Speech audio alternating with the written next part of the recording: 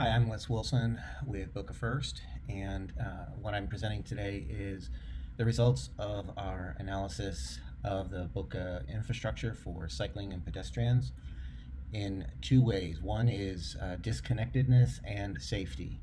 I'll mention that Alan Niebauer and Jim Wood are also BocaFirst volunteers who were involved in this analysis. So just an update from the last time we were here. We are producing some more resources for the city to use in its Vision Zero research. Jim Wood is producing profiles of other Vision Zero cities, and we have Jersey City and Portland so far. We have since published 7 articles related to our work in the pedestrian and bike infrastructure in Boca, including an article on the crash on Palmetto and Federal and the crash at Glades and 2nd. We have also started a twice a month series where we profile different cyclists throughout Boca. These are people that are actually using the infrastructure. And we also now have a by subscription bike advocate mailing list. So just our bike and pedestrian content is available weekly on this list, as opposed to monthly on the normal newsletter where you get everything. Okay, so let's dive into it. We hear very loud and clear there are 2 dominant issues when it comes to any discussion about Boca Raton's bike infrastructure. One is that it's disconnected, and the other is that it's not safe to ride. That's a general statement, but it's how people feel. And as cyclists who have ridden it, the 3 of us at BocaFirst do believe there's some validity to this. So our analysis was done starting with the 2022 bike map from the city of Boca Raton. That bike map, as you're familiar, has 3 types of bike infrastructure, plus everything else, all the other roads. This is what the bike map looks like when you take away the everything else. And this is just the infrastructure plus the El Rio Canal and the Hillsborough Canal for just to orient you. There's a couple other things left over like the parks. All right. So what we decided was that experiencing the bike infrastructure as a cyclist was more revealing than just spot checking it using Google Street View. That you really had to experience the infrastructure to understand it. And if you don't do that, you just don't get the understanding of the infrastructure.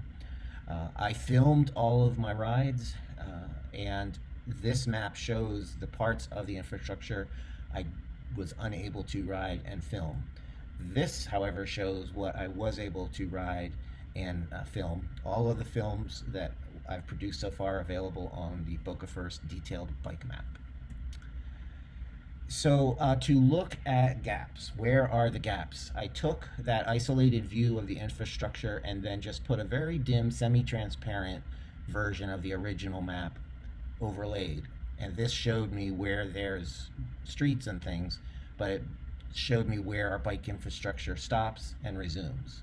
So I connected them, right? The I-95 is in there just for reference, but basically I looked at where things stopped and started, and I drew them in using the dotted lines there.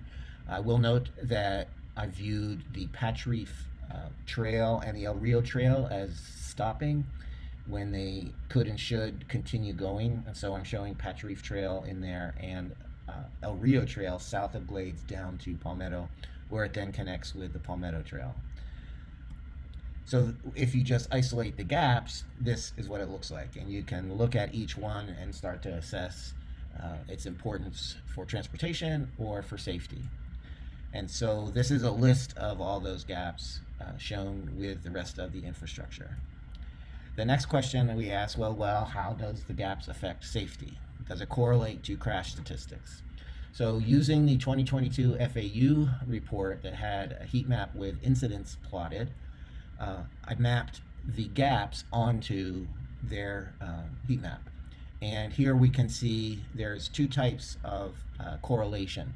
One is that there's an incident along a gap, and the other is that there is an incident at a gap transition. And so keep in mind this whole notion of transitions. It's going to pop up in the other types of analysis we did. So from a safety point of view, we've looked at gaps and is disconnected, and then we looked at the effect of safety in the gaps. To go further, we decided we needed a model that had more information, namely speed information. So I took the BocaFirst detailed bike map that uses 6 types of infrastructure, as well as the speed information, and then I isolated it.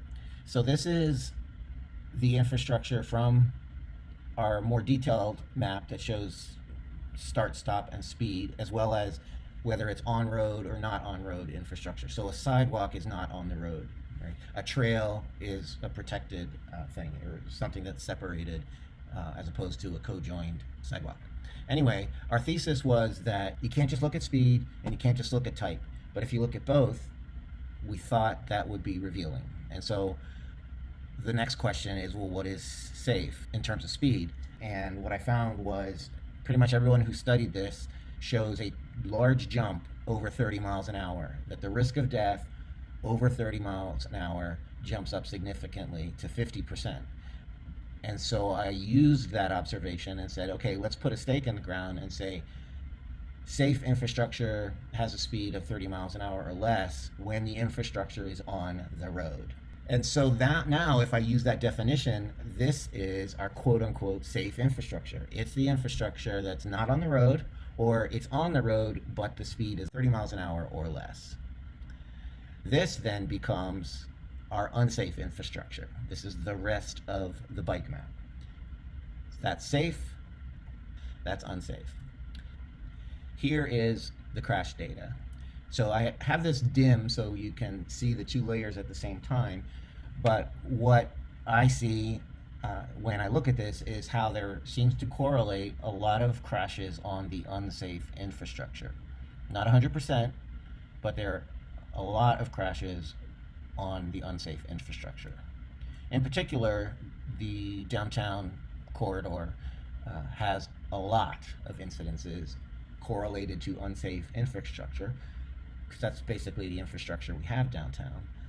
So the bulk are on the unsafe, and there are also these transition incidences, right? So sometimes the transition can be to a gap, but other times it can be to safe infrastructure, safe and unsafe.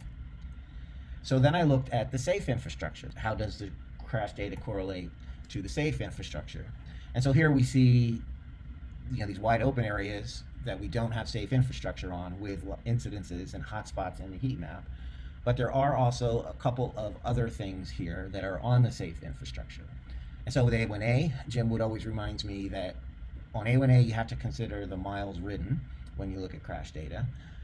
And then there are also these interesting clusters on 12th Avenue, both north and south of Palmetto, in the vicinity of Boca Middle and Addison Meisner, which would be of concern.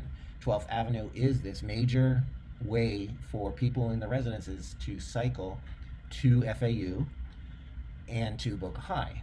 So in summary, in this quick run through, we felt there was a correlation of interest between the crash data and gaps, and that closing certain gaps could positively affect things because it would move cyclists off of otherwise unsafe infrastructure.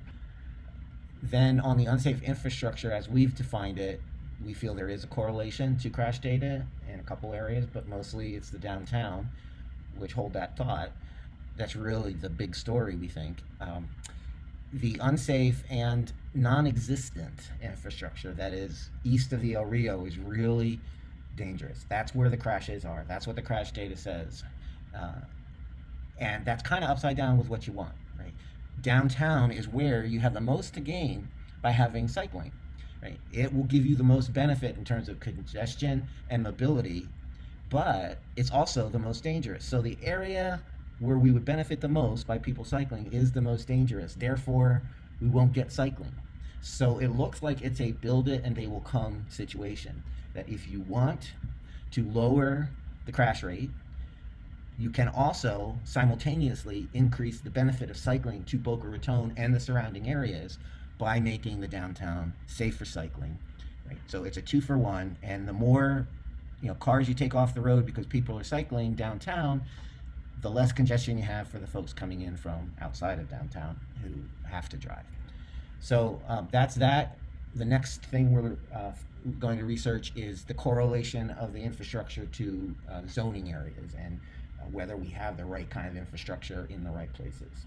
And thank you for allowing us to present.